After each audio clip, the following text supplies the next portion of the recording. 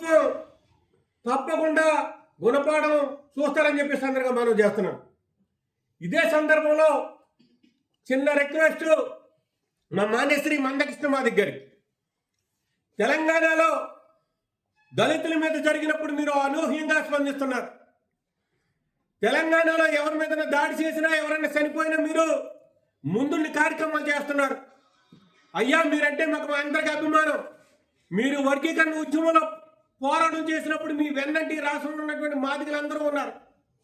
మరి ఇక్కడ మాదిగలు చనిపోతుంటే మీరు కనీసం పరామర్శించట్లేదు. వైఎస్ఆర్ కాంగ్రెస్ పార్టీలో ఉన్నటువంటి మాదిగలు మీరు కదిలొస్తే కనుక ఈ రాష్ట్ర ప్రభుత్వం కదులుతుందని చెప్పి మీకు విజ్ఞప్తి చేస్తున్నాం.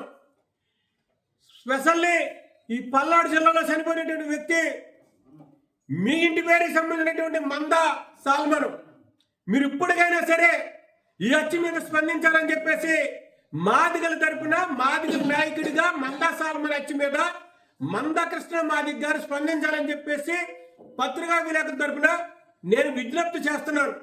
ఈ రాష్ట్రంలో దళితుల మీద జరుగుతున్నటువంటి అనేకమైనటువంటి కార్యక్రమాలు, పిఠాపురంలో ఒక చిన్నారిని ఒక కూటమి నాయకుడు అత్యాచారం చేస్తే మరి ఇంతవరకు కూడా దళిత నాయకులుగా మీరు ఉన్నటువంటి మీరు కానీ లేదంటే మేళమహానంలో ఉన్నటువంటి నాయకులు కానీ ఇంతవరకు స్పందించకపోవడం దుర్మార్గమైన విషయం అని చెప్పే సందర్భంగా మనం చేస్తున్నాం.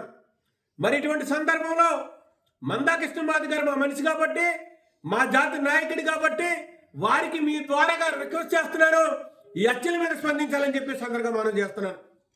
ఇక రెండో పోతే ఈ అన్ని హత్యల మీద కూటమి ప్రభుత్వం బాధ్యత. ఖచ్చితంగా ఈ కూటమి ప్రభుత్వం ఇప్పటికైనా కళ్ళు తెరిచి దళితులకి రక్షణ కల్పించకపోతే కనుక భవిష్యత్తులో 80 లక్షల మంది దళితులు మిమ్మల్ని ఓడించడానికి సిద్ధంగా ఉన్నారని చెప్పి సందర్భంగా మనం చేస్తున్నాం. ప్రధానంగా